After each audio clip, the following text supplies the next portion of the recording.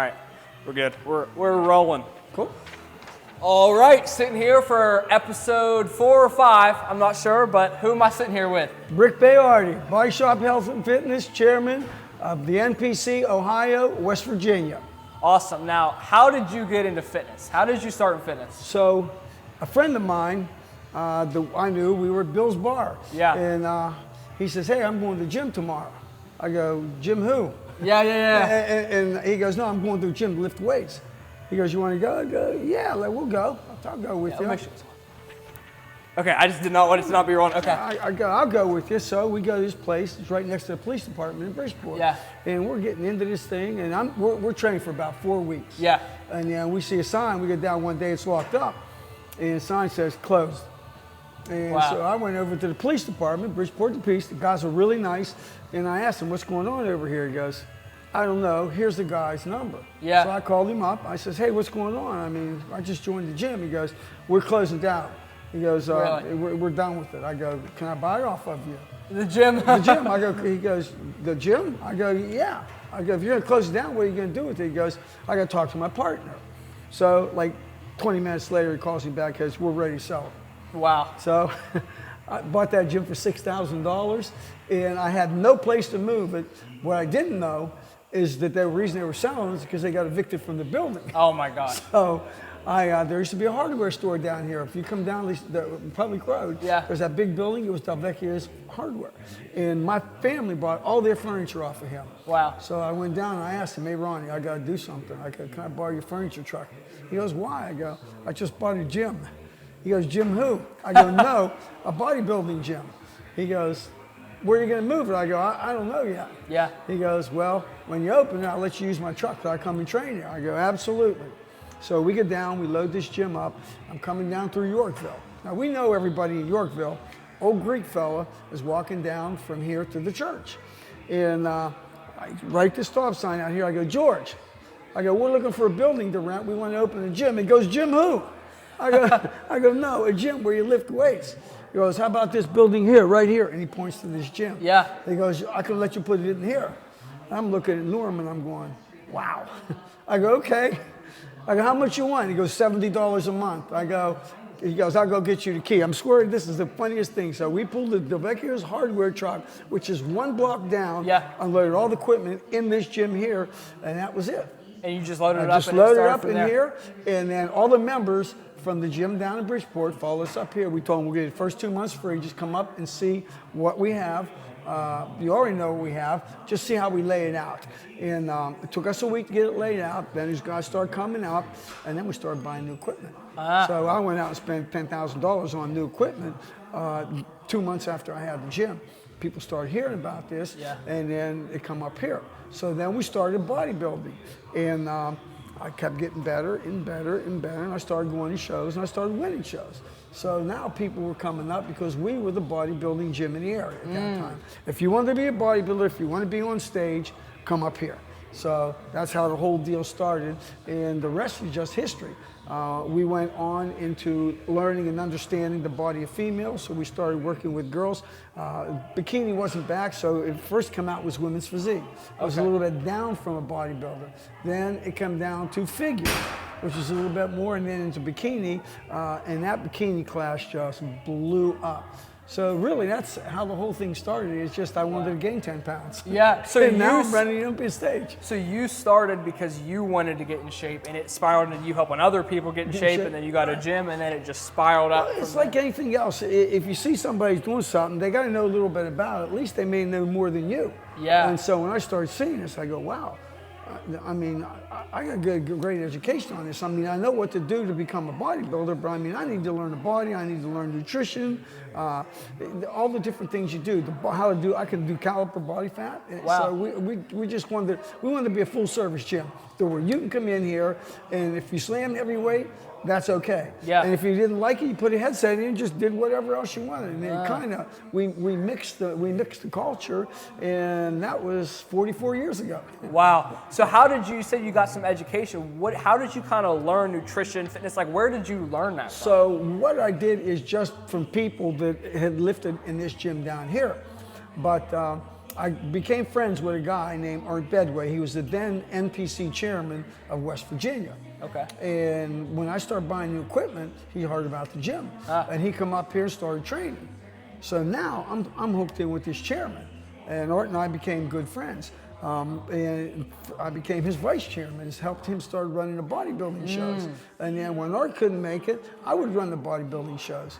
And then Art has Bedway Security, which is a monster security company. And he just couldn't be involved with bodybuilding anymore. Yeah. So it just was taking too much of his time. So they anointed me the chairman of West Virginia, and I took it on, and that's how I became the chairman of West Virginia. We started changing things. We started making it, there was a system that we had in place, and you had to follow that system. Once everybody got into that system, it was easy. You knew what to do when you went to a show. You didn't have to ask a question like, when's the girl's gonna go? When's the guy's gonna go? What are we gonna do when we're on stage? It was all designed for you. Here's how it's gonna run. When we do a competitors meeting, here's how it's gonna run, and this is how we're gonna do it. Here's how the award ceremony is going to go. So we took it from its infant stages and just turned it into what it is today, the Olympia. And that all came from Pittsburgh, PA, in the mind of Jim Mannion. Jim and Art and Tyler runs it now. They had a great vision of where they wanted this to go.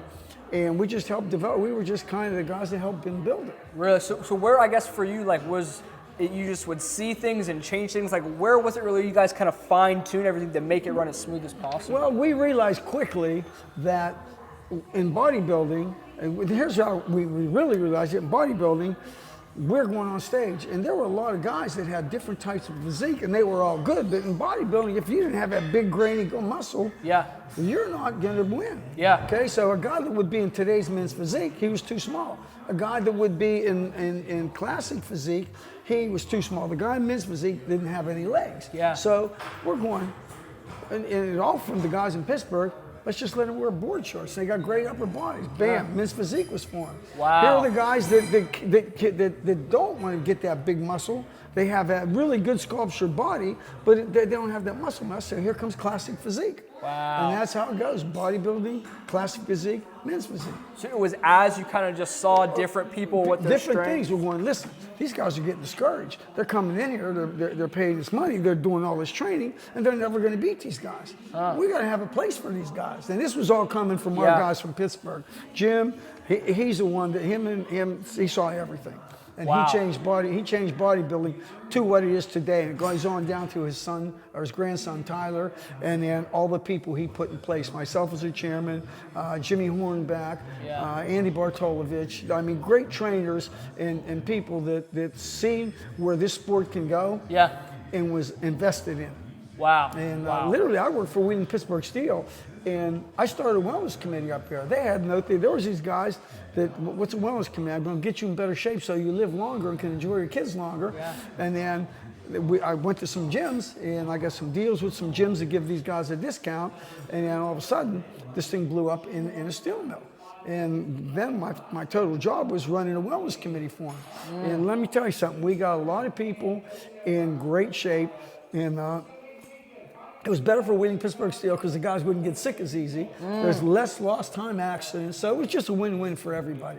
So in all phases of fitness, I was involved. But my love was bodybuilding and the NPC and the IFBB. Wow. So I guess when you say IFBB, that's when you get your pro card, right? Pro card, yep. So how does that happen? So first you start out from the bottom level where you go into a local show, and if you're getting better and better, people will notice that, and you'll hire yourself a coach.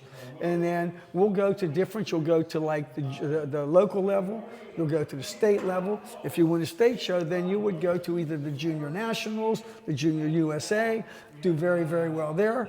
And then you can go on to the Nationals, the North Americans, the Collegiate Nationals. I mean, there's different places you can go. So, and we bang it all down to even like the Collegiate Nationals. It starts with collegiates. It's the Teen Collegiate Nationals. So it's for teenagers and collegiates. Now, if you're in college, you can go into these shows. And then we break them down in divisions, the same way we do a bodybuilding show. Wow, so do you have to win? Because you have to keep winning, right, to get the pro card? To get that pro card, oh yeah. And you can, from any of those divisions, you can get a pro card, and we have a natural pro division as well. Wow. So you can get, you can get a pro card. And that's the whole deal, to get a pro card. But you don't want, you really want to get a good coach so he can guide you along the way. These guys get a pro card, they want to jump in a pro show, and then their eyes get this big. It's like they just jumped in the lion's den. So what do you think a lot of those, like, especially people that look at fitness and bodybuilding, like, what do you think a lot of times, like, where's that gap between the average and the professional, like the champion? Like, what's the difference? It's all between your ears. Really? Yeah, it's all between your ears. I mean, you can't convince somebody how much potential they have. You can't make them a champion unless they want to put the time to work, eat the food, it consumes your life as well. Listen, my wife almost divorced me twice. I mean, and that's how if you want to be that, if you want to be a national champion, and if you want to get your pro card, this is what you have to put into it. It's work until you get there. And then, I mean, this is what I do now. I train people, I own a gym, and I run bodybuilding events. And it's the life that I dreamt of. Back then when we started coming up, everybody thought I was crazy, but with the help of the NPC, Jim Mannion and the whole crew, man, it turned into a job for me. I travel, I mean, Mr. Olympia, the Arnold Classic, the North Americans, these are all big shows, man. And you get to meet people. It's incredible. Where it just came from somebody who wanted to gain 10 pounds. Wow. And that's how it's starting out. Wow. And how big is, like, understanding, like, the work that you have to put into bodybuilding? How much does that translate into, like, life and other things like that? Well, I mean, it really is the discipline. Yeah. I was always a disciplined person. I played baseball. I mean, I was very disciplined in whatever I was doing, including at my jobs. When I worked for Wheeling Pittsburgh Steel, I was very disciplined and wanted to do my job well. Discipline is everything. There's a commitment and there's a sacrifice if you want to be good. Yeah. I mean, a sacrifice, you can't go out. I mean, you gotta have a little bit of a drink here and there, but it's a lifestyle, man. It's a lifestyle. If you want to be successful in anything, it's a lifestyle. You gotta work at it. And you can't do it half-assed and you can't do it part-time. Yeah. You gotta put everything into it. And I did, man. I lost several girlfriends because of that. Yeah. And I told them, I go, listen, I don't want to upset you, but I'm not going to stop doing this. Yeah. So we got to separate now because it's only going to make you miserable. And I'm going to be miserable telling me, you got to go to the gym again. I go, yes, I do. And so some great relationships I lost because of that. But you have to find somebody who's going to understand your life. Absolutely. And listen, when I started this thing, when I said I was going to do it forever, I meant it. I mean, now that I've even retired from bodybuilding, I'm running some of the biggest shows in the country. And I loved it that much. I became good at it, and I take it very, very seriously. And that paid off for me. I mean, we got a team, they call us the A-Team because we're really, really good. We run the Arnold, we run all the shows. So explain what the A-Team is. So the A-Team are a bunch of guys who love bodybuilding. I was a steel worker, a school teacher, 2 school teachers, an electrician that love bodybuilding, an accountant. We love bodybuilding.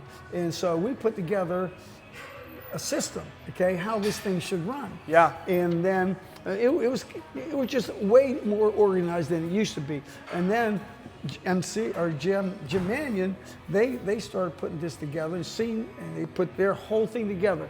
The NPC come out with rules, regulations, weight classes, height classes, everything that you had to do and how the show had to operate.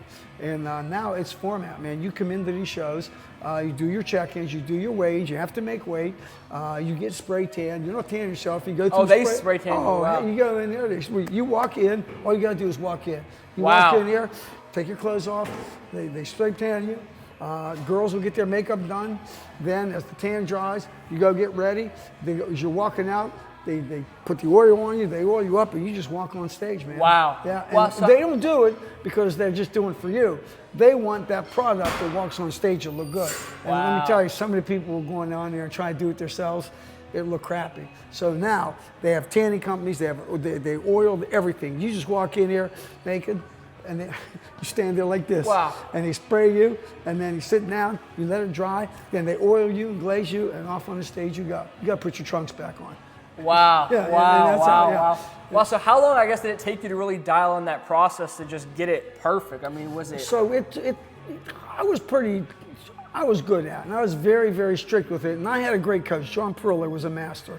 And it wasn't that hard for me because that's what I wanted to do. Yeah. And my family, we worked hard all our life, so I was used to hard work. And literally, I just transferred it from being a construction worker into being a bodybuilder. Wow. And the work ethic is the same. You got to go to work every day, and then when you look at that mirror in 3 months, you get paid. That's what happens. Yeah. So I guess for you, was there ever like a struggle of people telling you shouldn't do this? Like, how did you get Everybody over? in the world told me I How did shouldn't you do get it. over that? People would laugh at me, and I'm going, like, listen, you can. What do they know? I mean, they're here with me on earth, right? They're steel workers. They're people that I know at the bar. They're people I grew up with. What do they know about bodybuilding? They don't know what anybody can do. They're not a psychic. Yeah. They can't tell me what's going on in my mind. I know what I wanted to do. Listen, I was always successful at everything I tried. And there's no way someone's going to tell me I can't do something. Well, I can't jump off a building and fly. I know that. But anything that's got common sense, I can do it. You can do it. Anybody can learn. If you want to do it, you can do it. And this is what I wanted to do. And you know what? To this day, I'm still doing it. You see my client sheet in there. We run the biggest shows, my team and I. It's not just me. I mean, it's a whole team effort. And thanks to the NPC and the Man in Your Family, I get to do what I love, and we get to do it on the biggest stages in the world. Wow. How do you stay so like locked in? Like, how do you keep track? How do you stay on top of it? And what's your process for just making sure that you're on top of it? Well, it's like, listen, when you ask and you dream for something and you get it, how can you quit on yourself? Yeah. Well, how can you do that? I mean, this is what you want to do, and what if you quit? You're telling everybody all your life this is what you want to do, and now you quit. You know what they're going to call you? A quitter. Yeah. I don't quit, man. I didn't quit. I'm on the Olympia stage running that show because I'm with good people. I'm with a good organization, and it was in my blood, man. This is what I wanted to do. And people can tell that. The athletes can tell it. And you'll get people that want to come up that's never been on stage, and they say, hey, we'd like to join the team. You got to understand the psychic. If you haven't gone through the diet, if you haven't gone through the rigorous training, if you haven't gone through being tanned, standing in front of people naked and getting tanned and oiled, you're not going to make that. It takes a lot for a guy or a girl or any individual to step on that stage. And there are guys, all these guys, some guys are better than other guys, but every one of these guys works hard. When they walk on that stage, they worked really hard to get there. I mean, the guy in 6th place worked as hard as the guy in 2nd place. Some people just aren't genetically built for that. Wow. It doesn't stop them from looking better, feeling better, and trying to do what they do. It's a dream, man. Yeah. Yeah.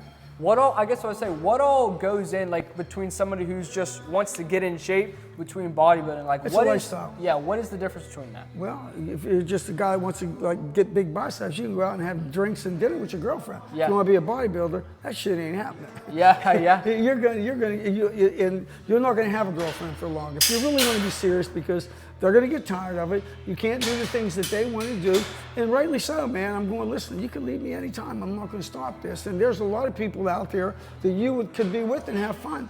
I'm not gonna be one of those people because I got a goal that I want to do. This is something I want to try, and that was it. And it's just there wasn't even a doubt in my mind. And I tell them straight out, listen, this is what I do. This is how I eat. There ain't gonna be any nights that we go out and get drunk. We're not going out and eat pizza every Saturday. I'm not that guy. I can't do that. Yeah. I can't do that. But once you get into the lifestyle, then you start meeting females who are into that lifestyle. Yeah. And it takes a couple years, but then you start getting into the girls that are into that, and that's how you do it. That's how I met my wife. Wow. Yeah. So what is like your protocol? How do you train for a bodybuilder, and how do you diet? Like, what kind of goes into that program to make somebody a really good bodybuilder? You gotta be crazy. You gotta be crazy. It's dedication. You have to be very, very dedicated. Everybody sees it and they want to get into it. Once they get in and find out how much work there is to it, they really don't want to do it. Yeah. And listen, if I'm training somebody, I'm not going to tell them to go on stage. If they don't look good, I'm not going to put my stamp on them. We go, listen, man, I just want to go on stage. I go, then wait till after the show and walk up on stage. I go, but listen, you can't go on stage looking like that. You've got to put more into it. Well, I don't know what I'm doing wrong. Well, I don't know what you're doing wrong either, because I'm telling you what to do. I'm giving you my formula. This is how I made my path. I know what happened to my body. I don't know why it's not happening to yours. No, I would never tell anybody they're cheating on their diet, they're not doing anything right, or they're out drinking some beers with their friend. I'm not gonna demean someone like that. It's the facts are when you stand on a scale and I do calipers, I do your body fat. I'm not an idiot. I know I can tell where you stay on your diet, but I'm never going to confront anybody. Okay, well, I don't know. Then let's try this. Yeah. Let's try that. And knowing full well that they want to keep training, but they're never going to make it because I gave them the formula how to make it. So I guess if I came to you, what is that formula? Like, what would you put me through if I wanted to step on stage? Well, I mean, first we'd have to decide where you want to be. I'm going to ask you all the questions of what you want to do. Yeah. And see if it fits in the line of what I think you should do. Yeah. You know, and if it doesn't, then we'll have a discussion about that. And then I'll show you, okay, this is what a bodybuilder looks like. This is what a classic guy looks like. This is what a man's physique guy looks like. In my opinion, you should be in men's physique. Yeah. Okay, your legs are terrible, your upper body's good, so wear board shorts is still, because it's going to take you a long time to get those legs up to where your upper body's at. Yeah. I mean, this thing's got a 4-year head start on those. Yeah, yeah. So it's just how you explain it to an individual and understand. We're not demeaning, but listen, if you go on stage in the bodybuilding trunks, you're going to get roasted, man. They're going to do, the first move is going to be for you, number 15, down to the end. You don't have any legs. Wow. So cover the shit up and then just go out as a men's physique, because that is a very popular division. These guys are making big jack out there, and a lot of covers on the magazine. They're good-looking guys. They got a great body, and they cover the legs up. And so it's awesome. It's called board shorts. So I guess what goes into the training style to like actually put on bodybuilding style muscle? So you got to have an off season, a great off season, and then you got to go into contest season. I mean, that's what I did. I had an off season, and I started prepping for the shows. Okay. My off season was probably, so I could do about 4 months. I could do it in about 4 months, get into my bodybuilding shape. But I have a very fast metabolism, which gives me 8 months to put on size. So 8 months I train. On that 9th month, I start going into my contest prep. So what is contest prep? A contest mode. I gotcha. It's changing your nutrition. Okay, so the training's the same, but it's really the nutrition that drives it. It's a lot the same. I mean, a lot of people start doing more rest, but I don't want to lose any muscle, so I stay as heavy as I could down to probably 3 weeks before the show, 4 weeks before the show, and then I'll start lightening up and do a little more rest. It brings out the vascularity and the separation in your muscle. So is your training style more like splitting up the muscle groups? How does it kind of work for you? Yeah, I mean, I have my routine always worked, and I would switch up. So sometimes I would do push and pull, and then I would do legs. So if I'm, I would do chest, triceps, shoulders. Then I would do back and biceps. Then I started mixing it up. Maybe for 2 weeks, I would do a push and a pull. I just changed it up. I think you got to confuse your body. You can't keep doing the same thing all the time. Yeah. I mean, you can do that because you're getting paid for it. But if you want your body to grow, you got to switch it up. You got to try different techniques. I mean, high reps, lower weight, heavy reps. It's just different things, and switch your body parts up that you train. A lot of people, because they got big chest, they want to train chest first, you got shoulders next. You're never going to catch that up, man. When you got a dominant body part, you got to beat that thing down. So you got to get everything else around it to match that. You don't want to get it bigger. You want to get everything around to match it.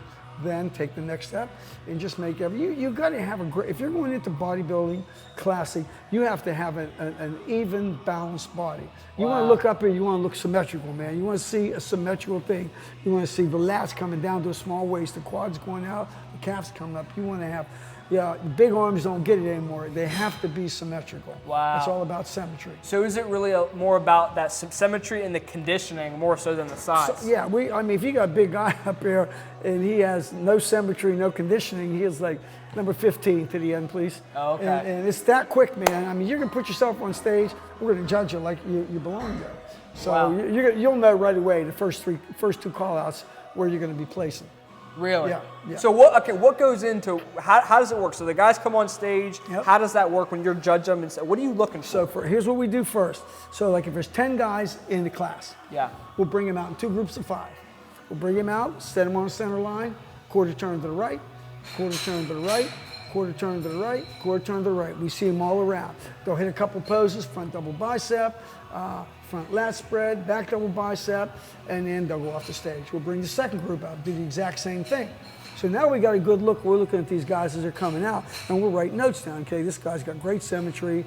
This guy's on proportion. So we'll get a good look at these guys, and we'll have, like, if there's 10 guys in there, we'll have 4 guys or 5 guys who we really think we're going to work the shit out of. Now, is there a a checklist you go through? How does it work to really like, or is it just an eye thing? It's an eye thing, man. You have to learn. Everybody says, what do you, I go, listen, that's why we test judge people. And if you judge long enough, and if you've been in the sport long enough, and you have been judged, you know what they're looking at. Because after a show, you're going down, I talk to the judge, they go, what do I need to do? And they'll say, and not argumentatively, like, hey, my man, what do I need to do to become better? And they'll literally sit there and tell you what you need to do. And then my buddy goes, that's bullshit. I go, yeah, okay, good, that's good for you. I went and did exactly what they thought that I should do. I always ask my coach first, here's what this so-and-so told me. Now, John Perillo was one of my coaches. He goes, he's telling you exactly what you need. Wow. Because that's their job. And that's why they're there. They're not only there to judge you, but they're to help you get better. You know, they need to tell you, I mean, and we literally have feedback judges because these shows are so big now, the guy can't stand there, he'd be there all night giving. So we assign different judges feedback. Put your email out there, and then you give them 3 days after the show, like Wednesday of next week, you can start sending some photos of you, front and back, and then they'll give you like 4 different things that you need to improve on. And then they go to the next person. Wow, so yeah, that's amazing. And what we tell them is there'll be judges for bodybuilding, there'll be judges for classic physique, there'll be judges for bikini, there'll be judges for men's physique. Don't send all the judges, because if you're a bodybuilder and you send it to a men's physique judge, he's not going to give you feedback. Because here's what happens. One guy will tell you one thing, another guy will tell you another thing, then you're going to tell me, well, this guy told me that, this guy told me that. You just got to listen to what they all say. It's their opinion. Judging is nothing but an opinion. It's their own opinion through their great experience, and then you got to go back to the gym right here, and you got to go to work. And I mean, listen, before I went to the national stage, I went through 3, 4 bodybuilding seasons, getting feedback, coming into the gym, and making myself so I could be a champion. But what are you doing that for, man? Because my calves are small, so I'm gonna bust my calves up. I'm gonna hit them, let them rest, and when I feel recovered, I'm gonna go hit them again. And the whole thing in our thing, nobody gives a rat's ass about big arms. No, you got big arms, all right, you look like a freak, join the circus. If you want to be a champion bodybuilder, you got to have a total body. It's got to be symmetrical. You can't have any strong body parts. It's got to flow. You have to flow. Wow. And you look at any of those pros, they all, I mean, all of them. Dorian, I mean, Ronnie. They look like Dorian Yates, Ronnie, Jay Cutler. I mean, and listen, I had the pleasure of talking to all these guys and just asking them different things, man. And they all have a different formula, but they all tell you the same thing. You got to work your ass off, you got to diet your ass off, and you got to stay true to the plan.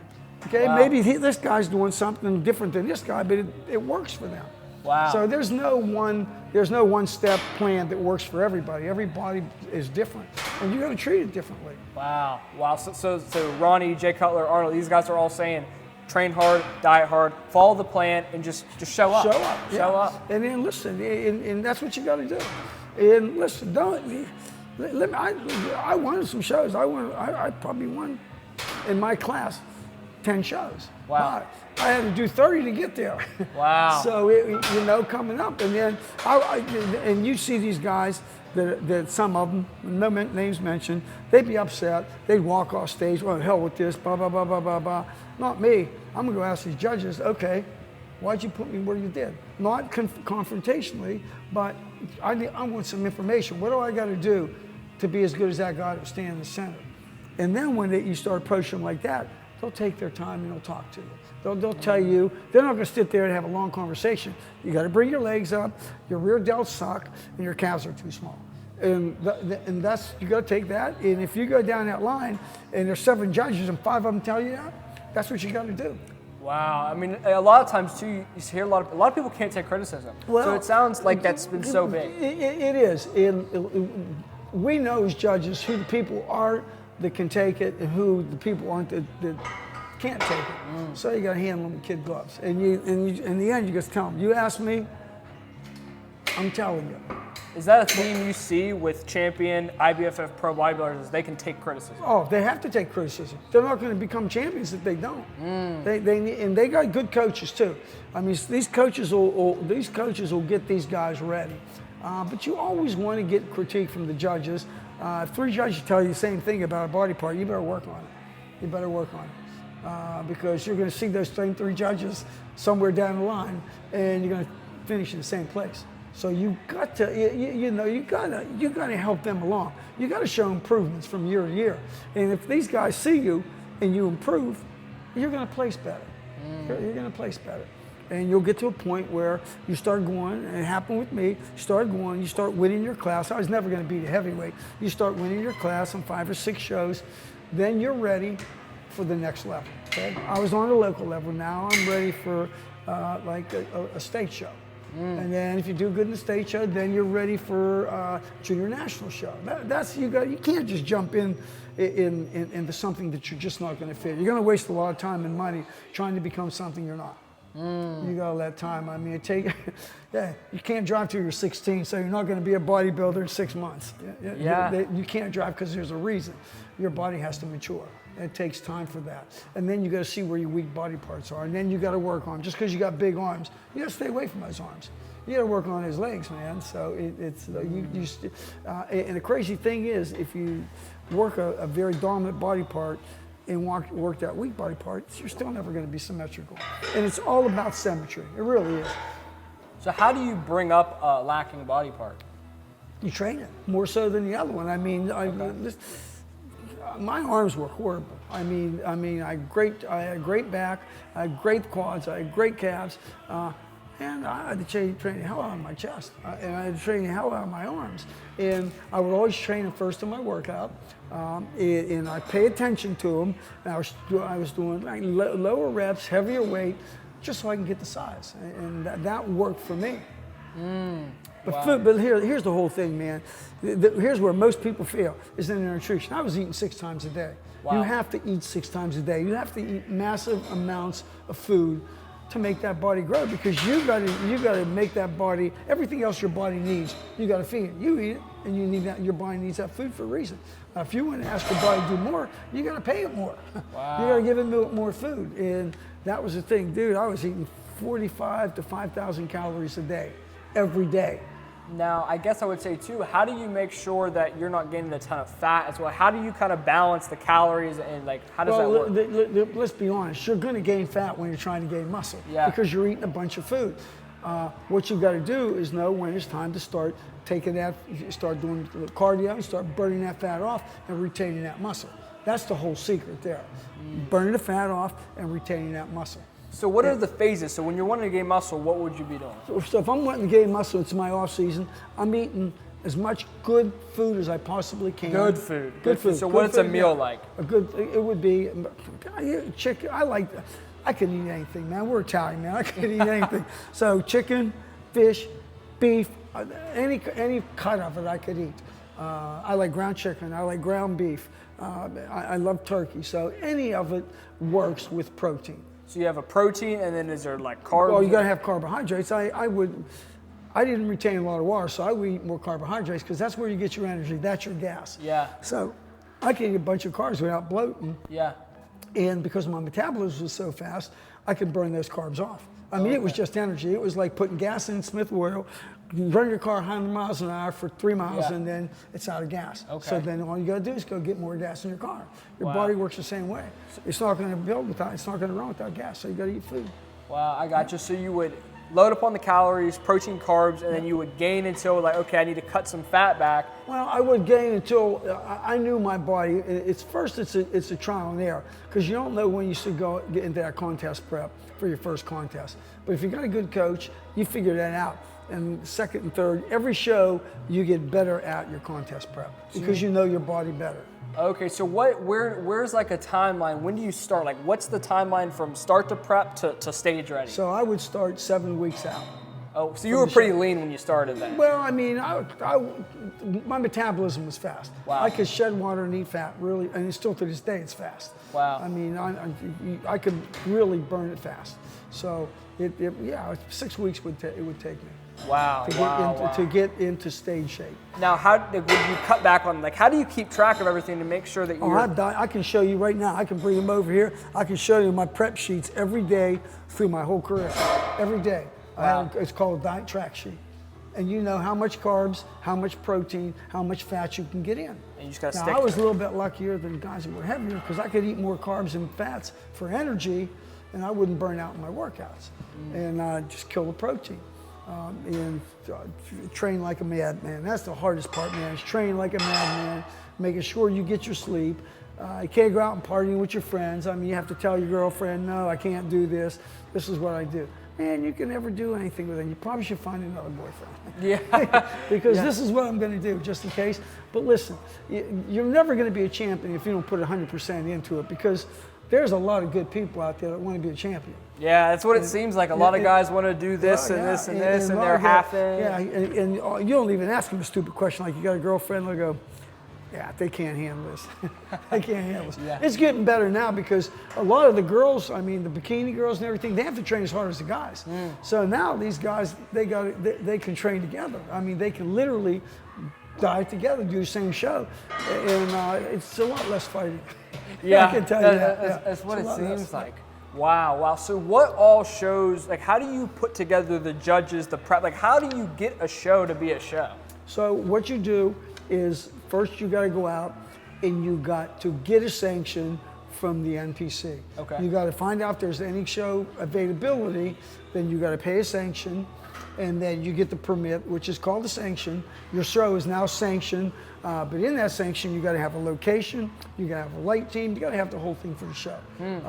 And then you got to go out and you got to start getting sponsors. So you start like these vitamin companies, you put together a plan, a sales plan, and you start going and meeting these guys, taking them to dinner, talking to them, meeting them, say, hey, listen, I'm doing this new show. We would love you to sponsor our show, and here's why. And then you get more no's than you get yeses until your show is popular. In the beginning, it was hard for me to get sponsorship from my Upper High Valley until this thing started taking off. Then people would start coming to me, and it shows you're the guy that's got the Upper High. We'll bring a booth in here next year. And they'll start out small. They'll start at like a $250 booth. Well, that was back then. Now it's like a $500 booth. They'll start out small, and they'll gauge the show. And if the show's growing every year, they're gonna keep coming back every year because they can sell their product there. I mean, they give samples away. You can talk to actually, if you like a certain type of protein, you can literally talk to a rep that can tell you how that protein works, how they do it. So it's really a place where you can kind of talk to people and find out information on the product and see which one would fit you best. Wow, so these companies, they basically buy a little piece of real estate at the show? They buy a piece of real estate, they come up there, they set their stuff out, they give samples out, and they're the foremost experts on that material that they're selling. So they pretty much know what's in it and how it's going to work for your body. Because they can pretty much tell you how it's going to work. Wow, so you got basically to cover a lot of those costs, the lighting, the tanning, and all that, you have to get the sponsors? Oh, yes. But these sponsors with great product, they're going to sell the hell out of it there. Because if you got a good, where else are you going to get like 300 bodybuilders in one spot? Nowhere. The gym. And nobody can sell anything in the gym because the gym's selling it. Yeah. So they got to go to these shows, and believe me, all these guys and girls go to these booths and coaches, and they're just looking and see what's going on out there. Yeah. And then they bring it back to their athletes. Wow. Hey, this is what we should use. And then a lot of it has to do with how it tastes. Yeah, so what supplements would you recommend? Because a lot of people talk about this and this, but I've always found if it's like a gummy vitamin, you like to take it. If it's a protein that tastes good, you like how do you? Listen, if I had to eat dog shit, I would eat it. Listen, I never put stuff on my food. When my man told me, my guy told me, here's what you got to do, I would do it. I had to eat beef. It didn't have to taste good because I'm not eating for taste. Wow. I'm eating to grow. Wow. If I eat chicken, I wasn't eating for taste. I was eating to grow. So when am I going to put this shit on chicken that's going to make me retain water that I'm going to have to shed before I walk on stage? Why do it? Just tough it out and drink water and eat your food. That's it. Wow. So not a lot of salt and stuff on the food. No, your car doesn't tell you to go to Smith Warrior or to go to Sunoco. It just goes to a gas station. I'm a car. I go to a gas station, I fill up, and then I go train. And then I go on stage. It's just food. Yeah. And that's where a lot of people can't handle it. You have to be so consistent. You have to be consistent. You got to look at it. Listen, it doesn't have to taste good. I'm using it for fuel in my body. That's what it is. It's actually fuel. And I have to eat so much of this to make my body operate to what God gave me. Then I got to overeat so I have more protein to grow more muscle than I should be growing. It's not rocket science, man. It's just nutrition. It's just bodybuilding. So when it comes to supplements, do you ever use any? I always take multivitamin. You can't get enough vitamins for food when you're doing this. I like creatine. I like protein powders. Branched chain amino acids, but I didn't go with that. Those are the 4 things I use. Really? Because a lot of people try to get all complex and fancy. Nah, I mean, listen, if you're eating correctly, you're going to be okay. You just got to give. You can't get enough supplementation from food because your body's using it. You got to take supplements, protein powders. And it works, so it does. And in the off season, you look a little puffy, but then when you start getting down to contest season, man, you look great. You look in that mirror. All the work that you have done in that last year pays off for you. Wow. Well, so I'm hearing is you really need to put a little bit of that fat, because a lot of people are scared to put the fat on. Listen, you got it. If you're going to eat a bunch of food, your body's not going to be able to metabolize it all. So yeah, you're going to put some fat on. Yeah.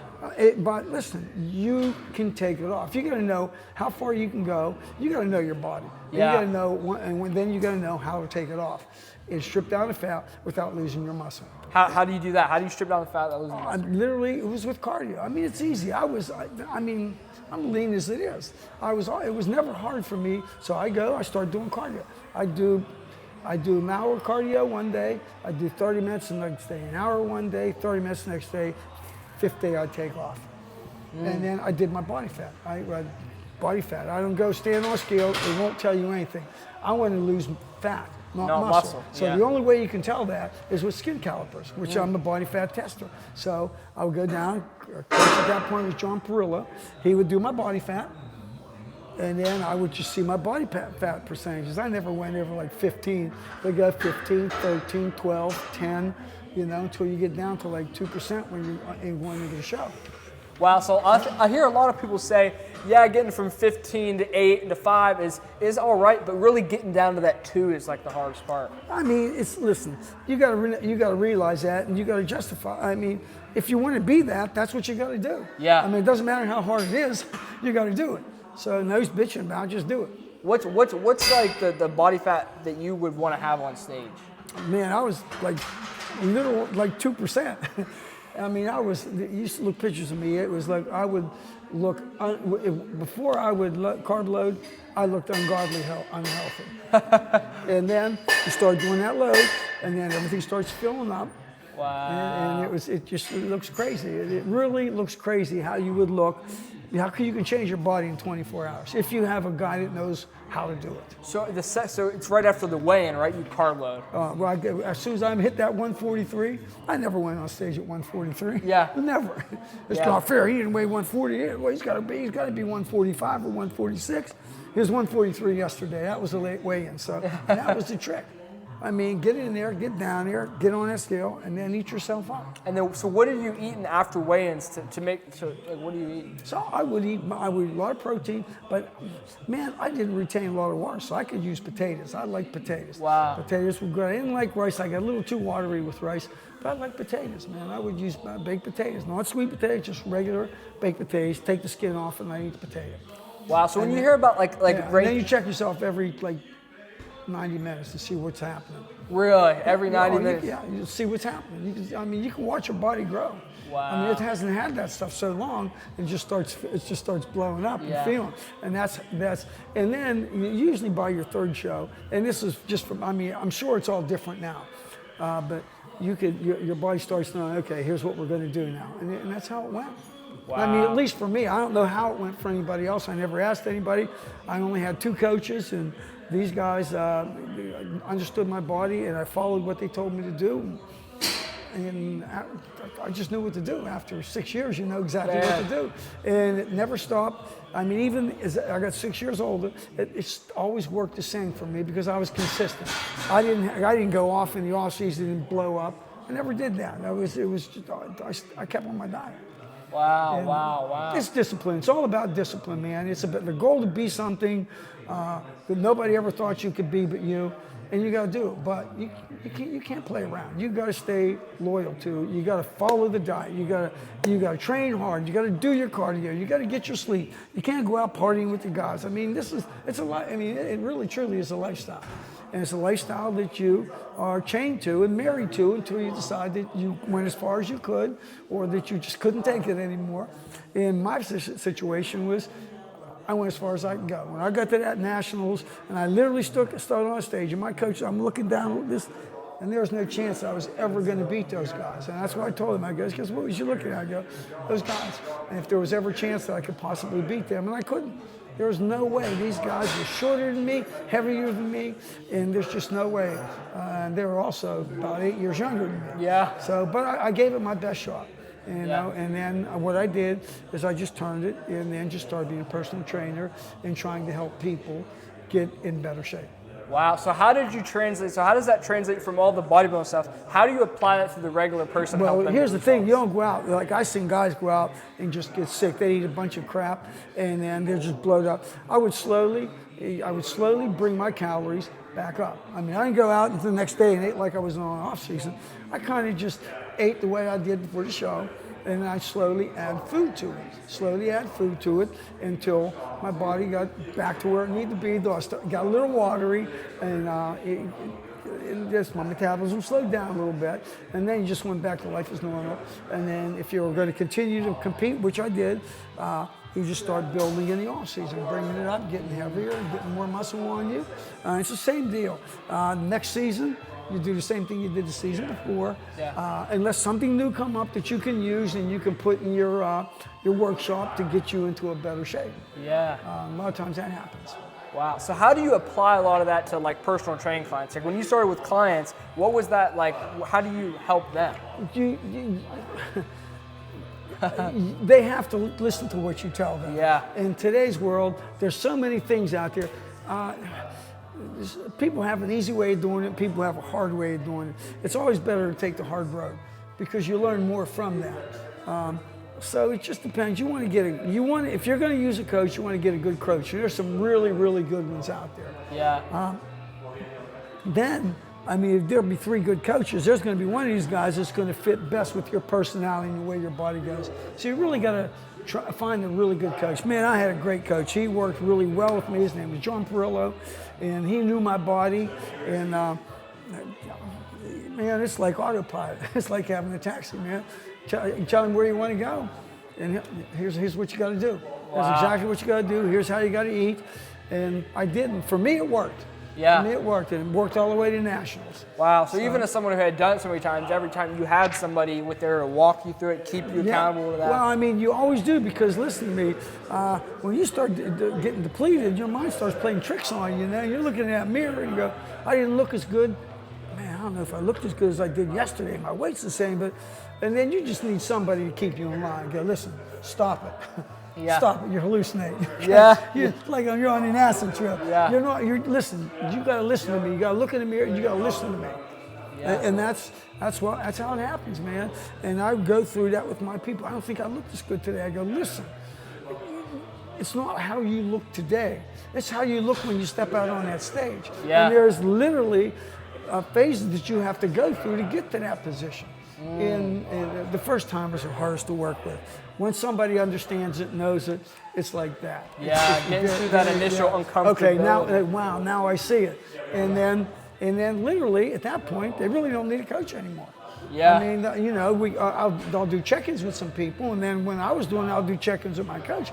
But I mean, it's all down there. I had track sheets. I kept track of. I can show you the track sheets that I have. I kept them from back in. Yeah. And I would. Here's what I'm eating. And my guy knew that I'm not going to write all that shit down and add all my calories up, all my fats up if I wasn't doing it. Yeah. But I knew where I was at. Now, you ask somebody who doesn't track their nutrition, well, what did you do to get there? I don't know. I have to ask my coach. Come on. Yeah. But man, seriously. Here's what I did. Here's like 3 months worth of days. Yeah. So you got here's 90 days here. This is what I did.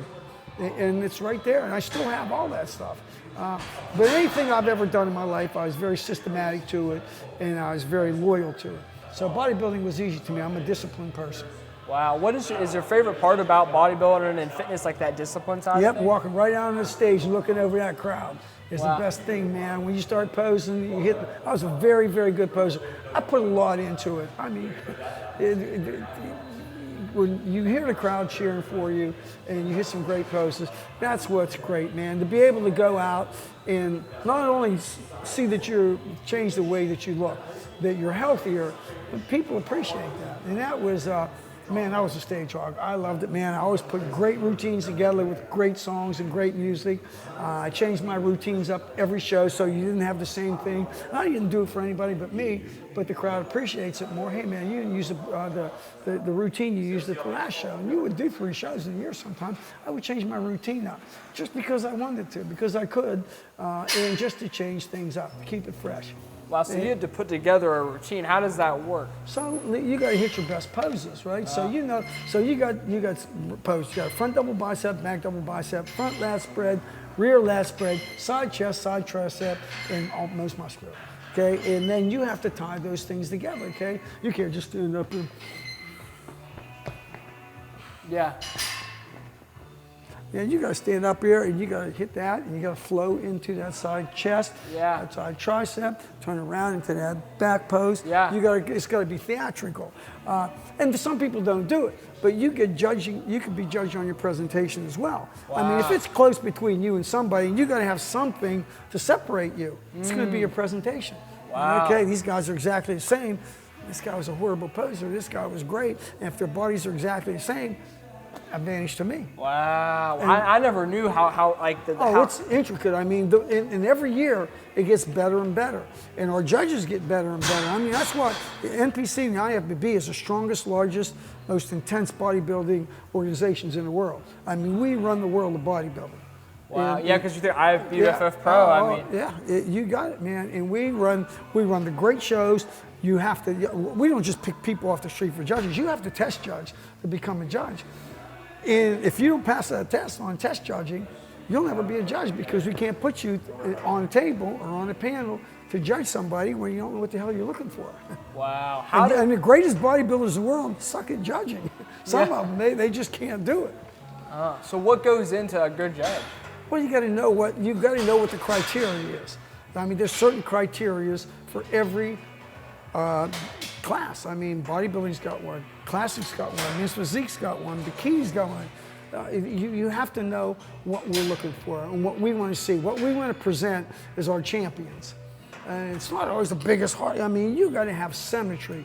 You got to have muscle mass. You got to have separation. And then you got to be able to present this. You got to be able to show it. And I mean, there was a lot of guys that just could not present their physiques. So they had it, but they didn't have they couldn't present it, man. They had it, but you couldn't show it. You know, and if you're sitting there as a judge, man, you kind of say, man, you want to help this guy. And that's how you talk to him. It's my man. Listen, you got everything it needs, man. You just can't, we can't judge you on what we can't see.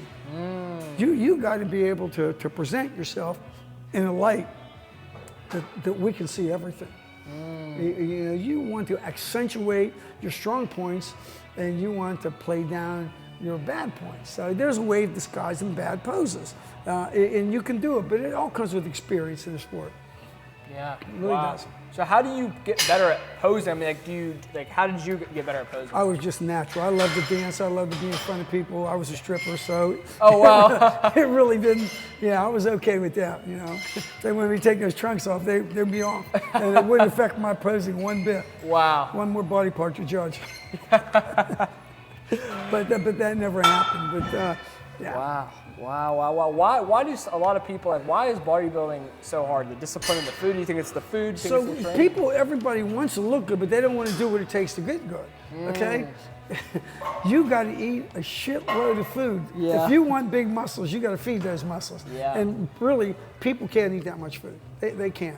The failure is that, and then the prep going into a show. It's just too hard for some guys. It's torturous, and they can't torture themselves that way. If you could eat big in the off season and torture yourself in the off season, you're gonna be a champion. these guys, I'm quitting this. I can't do this.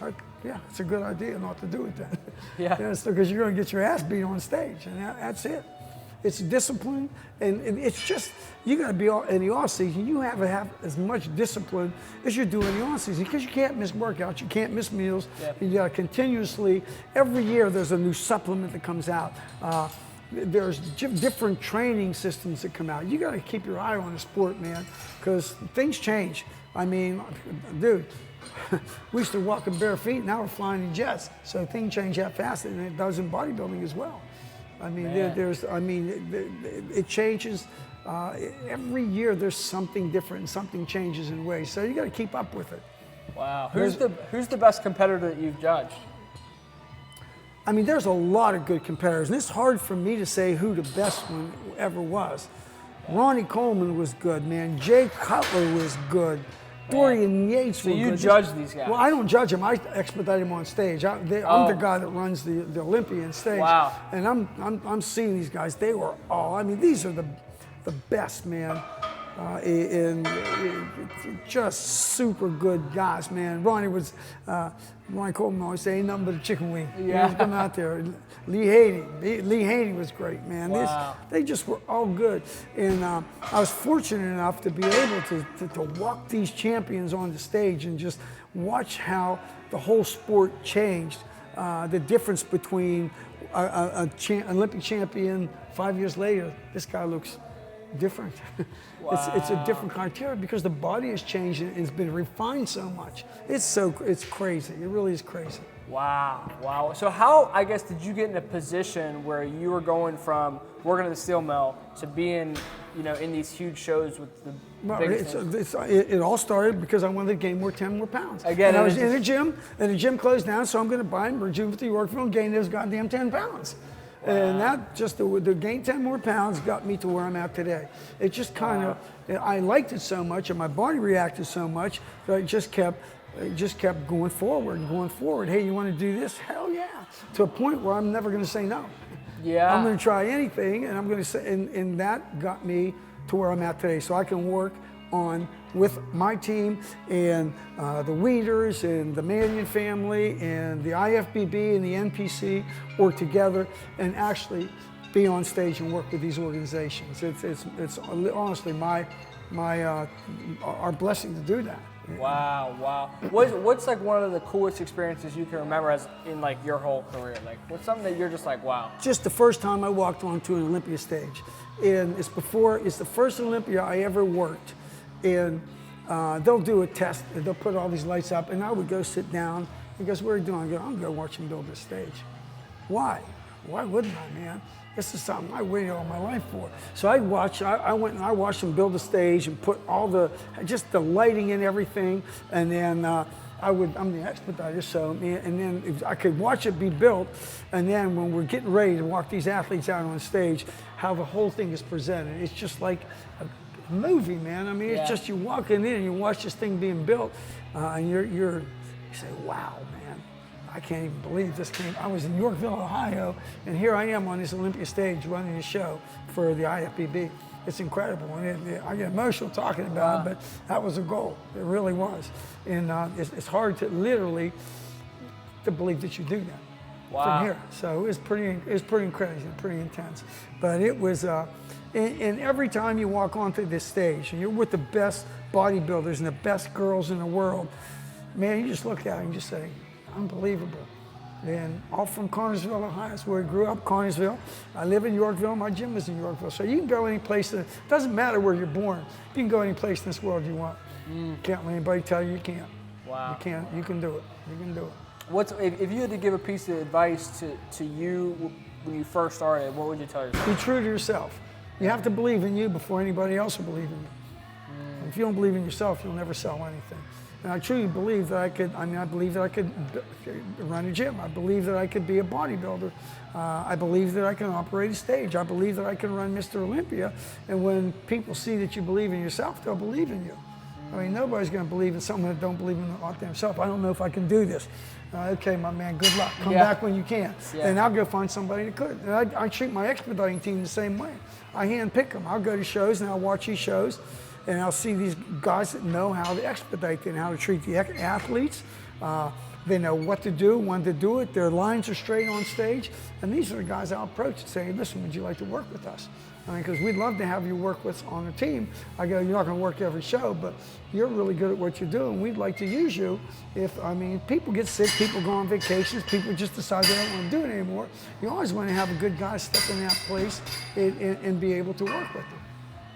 And so your team is always, they call us the A-team. We're always on point. And you can change people around and we still have the same results. Wow. Who are some of the guys that you've met throughout your career that have been like the most impactful for you? Jay Cutler. I mean, a lot of guys. Ronnie Coleman. Gary Uter, man. He's the guy that was, he's our zone chairman. He really helped me along the way, probably more so than anybody. Jim Mannion. He's our president, man. I was with this organization earlier. He was very, very important on how I passed through the ranks in the NPC. If I did wrong, him and Gary would tell me I'm doing wrong. And then I would do it right. And anytime I did wrong, they would say, listen, this has got to change, Ricky. And I changed it. Because if I didn't change it, we wouldn't be sitting here now. Yeah. We wouldn't be, so I had to change it. The thing is, follow the rules, and you're working for the organization. It was never about me. It's all about the organization, the best presentation. You want to attract athletes. And when they come to you, you want to give them some place to go, and we do that. And when they come there, you want to treat them with grace, and you want to treat them with respect, and you want to treat them like they're athletes, because they worked hard to get there. And we do that. We don't bully anybody. I mean, and some of these people are in fragile states of mind. You haven't eaten really a lot, and then you're going into your first show. I mean, you're nervous, you're excited, and they get jitters. You just got to kind of calm them down. And you know, if you've been on stage, most of us have, you know where these guys are at and these girls are at. You know what they're thinking because you have been there. But I never have anybody on my team that hasn't been on stage because they don't understand the mentality of an athlete. So they're not really going to understand what this kid or what this girl's going through when they're walking on stage for the first time, because the only time they walked on stage is to look at it. You got to be out there, and you got to know what's going. Before you can train an athlete or you can expedite an athlete, you have to know what's going through an athlete's mind. You have to walk in that footsteps. And I know how these guys feel, and you can see it on their faces and those girls. You can see if they're very confident, and what a lot of guys are. You can tell if they're a little scared. You want to kind of tell them, hey, listen, it's going to be okay. Just do what your coach told you to do. That's all it is, man. It's 7 poses, and you string them together. And smile.